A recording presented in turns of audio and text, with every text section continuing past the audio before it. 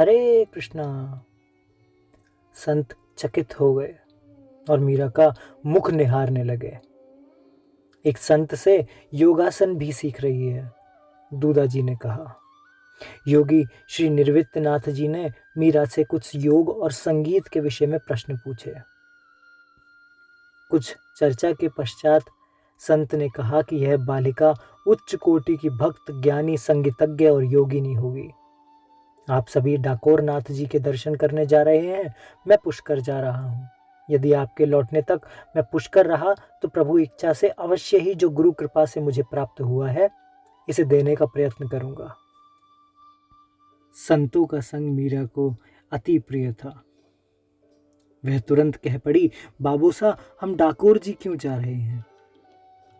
भगवान के दर्शन करने बेटी, दूधा जी ने उत्तर दिया। वहां क्या भगवान साक्षात विराजमान है? पूज्य जोशी जी तो कहते हैं कि अंतर्यामी रूप से भगवान सर्वत्र उपस्थित हैं। तब क्या वे मेड़ता में नहीं? इसका उत्तर श्री निर्वित्तनाथ जी ने दिया। बोले, यूं तो भगवान सर्वत्र हैं बेटी, किंतु कोई कोई स्थल भगवान की लीला विशेष के कारण अथवा उनके किसी भक्त के सानिध्य से विशेष प्रभावशाली हो जाता है। उनके दर्शन स्पर्श से मन की सुभेशा को बल मिलता है। इस प्रकार साधारण जनों के लिए वे तीर्थ हो जाते हैं। मीरा ने जानना चाहा कि डाकोर तीर्थ कैसे हुआ।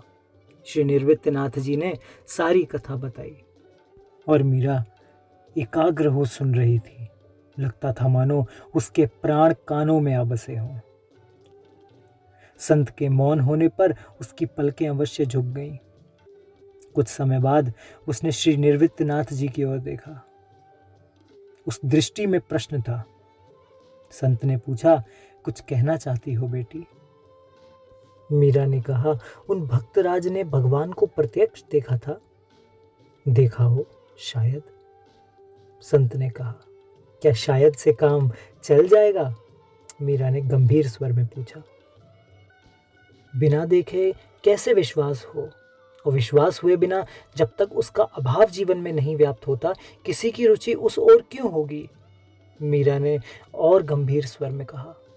संत ने सरलता से उत्तर देते हुए कहा, श्रद्धा और विश्वास भक्ति के माता पिता हैं बेटी, और ज्ञान वैराग्य पुत्र हैं।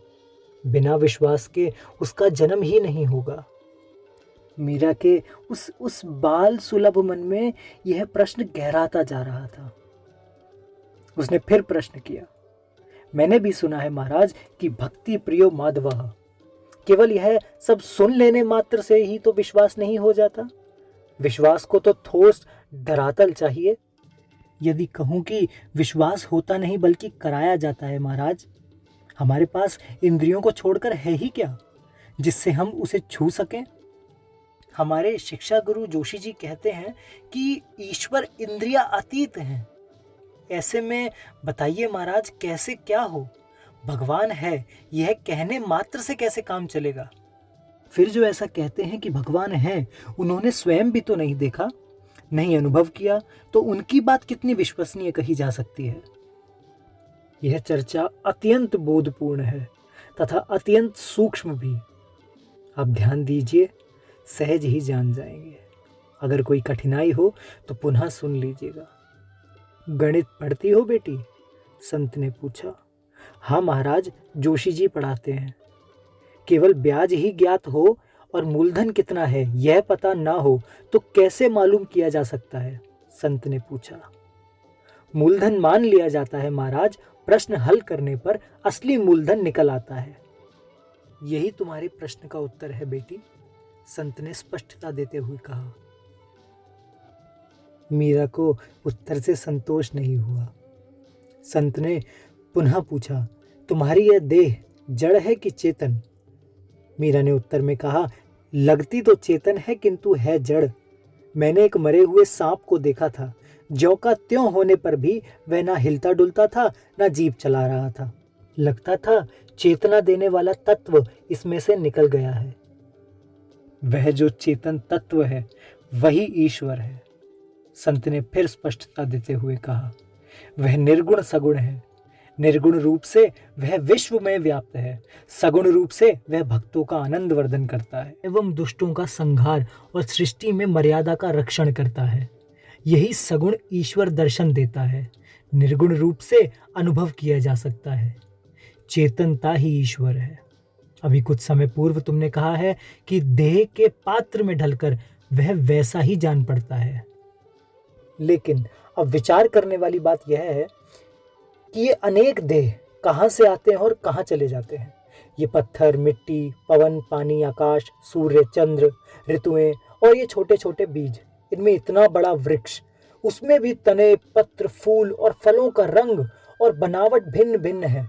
तो बताओ वह सब उस छोटे से बीज में कैसे, कहाँ समाया हुआ था? यह सब क्या है महाराज? मीरा ने आश्चर्य व्यक्त किया। संत ने गंभीर स्वर में उत्तर दिया, सृष्टि के आदि, मध्य और अंत में केवल एक ही तत्व है, चेतन तत्व। कहीं भी कुछ भी जड़ नहीं है, इसलिए यहाँ कुछ भी नष्ट नहीं होता। होता है तो केवल परिवर्तन। निरंतर परिवर्तन ही इसका गुण धर्म है। सरकते रहने के कारण ही इसका नाम संसार है। संसरति इति संसारः, सर्वत्र वही है। जैसे नेत्र स्वयं को नहीं देख सकते बेटी, उसे स्वयं को देखने के लिए दर्पण चाहिए, वैसे ही उसे देखने के लिए, उस ईश्वर को देखने के लिए भी मन रूपी दर्पण की शुद्धता चाहिए होगी। इस विषय को जानने वालों का संग और भजन का बल चाहिए होगा। क्या आपने उसे देखा है महाराज? मीरा ने जैसे स्वप्न से जगते हुए पूछा। मैं अपने आप को जान गया हूं, योगी श्री निर्वित्यनाथ जी ने कहा। कर्मों के संस्कारों की भिन्नता के कारण मन की रुचियां भिन्न होती हैं। उसे जानने देखने के लिए अनेक विधियां शास्त्रों ने बताई हैं, जैसे योग, कर्म, ज्ञान और भक्ति। किसी भी विधि से उसे जाना और पाया जा सकता है। मैं योगी हूं, मेरी रुचि योग में है, अतः उसके माध्यम से जाना है। क्या एक ही व्यक्ति सभी विधियां नहीं अपना सकता महाराज? मीरा ने पूछा। क्यों नहीं? यदि रुचि, बल, बुद्धि और सुयोग हो तो अवश्य ही अपना सकता है। पर मेरा मत कहता है कि एक विधि अपनाकर चले, तब भी चरम पर पहुंचकर सभी विधियां एक हो जाती हैं। मीरा ने बड़े ही भावुकता के साथ प्रश्न किया, भक्ति में क्या बात मुख्य है महाराज? भक्ति में समर्पण मुख्य है, संत ने कहा। यह सुनकर मीरा रो पड़ी। बहते आंसुओं को पोंछते हुए मीरा ने कहा, आप मुझे योग सिखाएंगे? संत ने कहा, यदि सुयोग मिला तो अवश्य प्रयत्न करूंगा, किंतु तुम तो भक्ति मार्ग पर हो ना। मीरा फिर रो पड़ी, कहने लगी, बिना जाने समर्पण कैसे हो महाराज? कोई तो कहे कि मैंने देखा है। संत ने फिर स्पष्टता देने के लिए मीरा से कहा, तुमने बद्रीनाथ धाम देखा है? मीरा ने कहा, नहीं, किंतु जिन्होंने देखा है उन व्यक्तियों से मैंने सुना है कि वे आंखों से देख कर आए हैं। आपने फरमाया कि योग का अवलंबन लेकर उसे जाना है, तो मैं योग से जान लेना चाहती हूँ।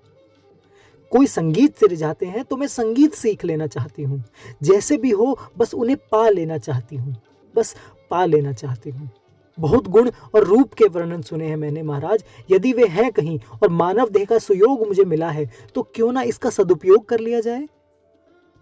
संत ने कुछ देर मौन धारण करने के बाद कहा, संसार में तो और भी बहुत कुछ है बेटी, फिर इसी और तुम्हारी रुचि क्यों हुई? तुम्हारी आयु के बालक तो खिलौनों में और खेल में रमे रहते हैं, फिर तुम क्यों इस कठिन राह को चुनती हो?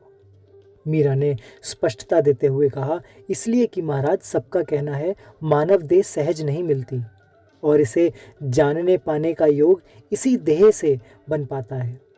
और जब श्रेष्ठ को पा सकते हैं तो हल्की वस्तु से क्यों स्वयं को बहलाया जाए। मुझे संपूर्णता में ही संतोष है महाराज, जिसे पाने के बाद कुछ और पाना शेष नहीं, जिसे देखने के बाद और कुछ देखना शेष नहीं।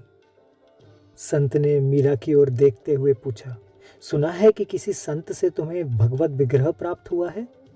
तुम उसकी पूजा अर्चना भी करती हो? संत जी ने कहा था कि यह मूर्ति प्रतीक है और जो सर्वत्र हैं वे इसमें भी हैं। पूजा मुझे अच्छी लगती है। मीरा ने बड़े ही भोलेपन के साथ उत्तर दिया, मेरे बाबू सा का कहना है कि यह कल्पना संसार पाश से छुड़ा देती है। जगत की कल्पना जगत से बांधती है और इनकी कल्पना मुझे इनसे बांधती है। मुझे तो वह रूप जिसकी मैं कल्पना करती हूँ अच्छा लगता है। मैं मूलतः उसे जानना समझना चाहती हूँ तथा देखना चाहती हूँ। मीरा जी की इस दशा को आप और मैं श्री हिता अम्बरीश जी के द्वारा कही गई इन पंक्तियों से जानने का प्रयास करेंगे। टपकते हैं दृग बिंदु तुमसे ये कह कर, तुम्हें अपनी उल्फत में, तुम्हें